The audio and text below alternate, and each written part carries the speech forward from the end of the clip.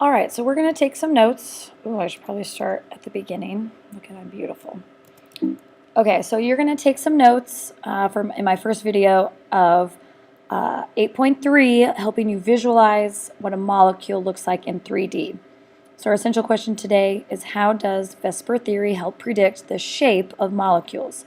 Shape, another word that we like to use is geometry, but it's not the geometry that you know of like in math, it's just the shape. The geometry of something is the shape of something. So VSEPR is an acronym that stands for valence shell electron pair repulsion. And basically what that means is the electron pairs repulse each other because they're both negative, so the shape adjusts so that the valence electron pairs stay as far apart as possible. So if you can kind of imagine balloons being tied together, that's what happens. This bonding pair is repelling this bonding pair, which in turn is also repelling this bonding pair. So in real life, they adjust themselves so that they're as far away as possible, far apart from each other as possible. Okay, you should now look at your green molecular geometry worksheet. When you decide what the shape of the molecule is, you need to focus on the central atom. You're going to ask yourself two things. How many atoms is the central atom bonded to, and how many lone pairs does it have? Okay? Notice on the green sheets, the arrangement, the first column, there's stars next to some of them. We're going to go through most of those today. They're also the ones that you will be tested on. So the ones with the stars will be the ones you're tested on. Okay, so we're going to start with linear. So go ahead and look at your green sheet and listen to my awesome video. Hi, I'm sure my sound is working. All right, so this is linear. Balloons are a really good way to show how a molecule is arranged for the VSEPR structure. So this would be linear. So our central atom is bonded to two things, and our central atom has no lone pairs, so it would be linear. It doesn't matter if the two things it's bonded to is double bonded, it's still only bonded to two things with no lone pairs. Okay, even the last one.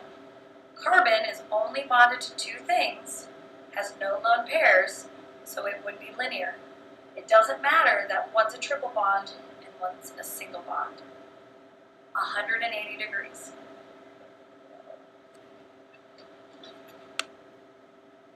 Okay, I'm a dork.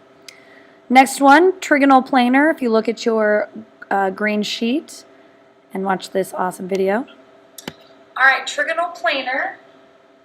Something happened to my balloon model. Imagine if this balloon was the same size as all my other ones. I don't know what happened. But trigonal planar, central atom is bonded to three different things, has no lone pairs. It would be trigonal planar.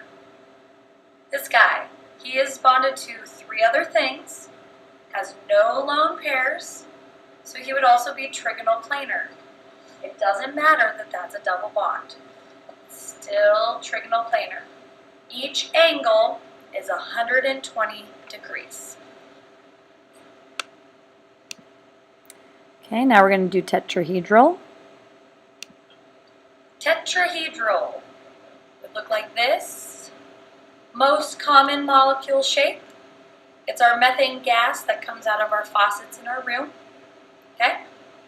Central atom, bonded to four things, has no lone pairs. Tetrahedral.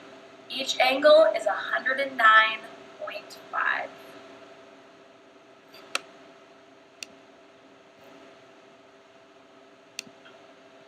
Trigonal pyramidal, also pronounced trigonal pyramidal, doesn't matter. Here's what it would look like.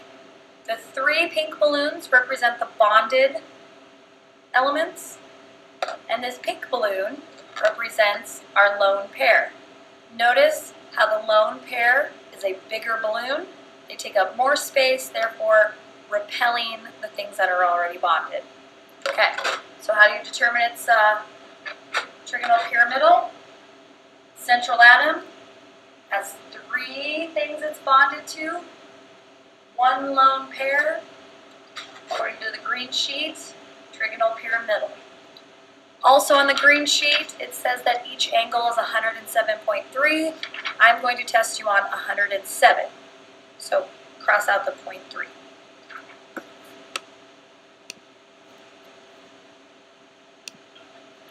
All right, the next shape is bent. The example for this would be water. We have the central atom has two things bonded to it, has two lone pairs, so it would be considered bent. So in this structure, the green represent the bonded elements, bonded pairs. The yellow ones are the lone pairs. Notice they are bigger than the bonding pairs because they have a little bit more freedom, and if you can see, they are pushing the green balloons together.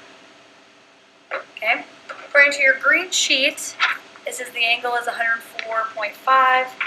I'm going to test you on 105 degrees. So this angle, the hydrogen to the oxygen to the hydrogen, that is a 105 degree angle. Bent.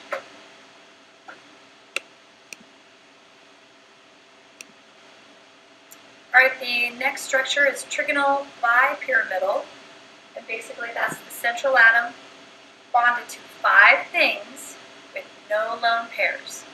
I couldn't build it with balloons, but I can build it with my molecular model kit that I had in college. So if you kind of look at it, it's shaped kind of like this. If you look at the angle with the vertical bond and the horizontal bond, that's a 90 degree angle. If I tip it towards you and look at the horizontal angle, from the horizontal to another horizontal, that's 120. So this one has a 90 degree angle and then a 120 angle.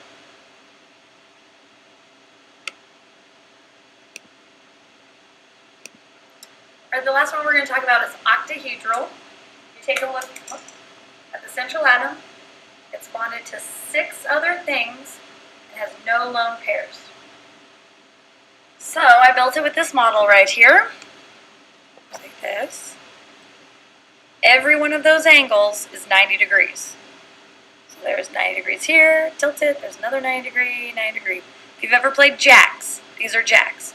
It's the game where you put these down, you bounce a ball, and then you try and pick up as many jacks as possible. A jack is a tetrahedral molecule, basically. Okay. Oops, that last little section, I just called it a tetrahedral. I meant octahedral. All right, that concludes the first portion of the notes. The second video, you will be actually doing the Lewis structures and using your green sheet to decide what the shape is. So make sure you tune into the next video. Thank you very much.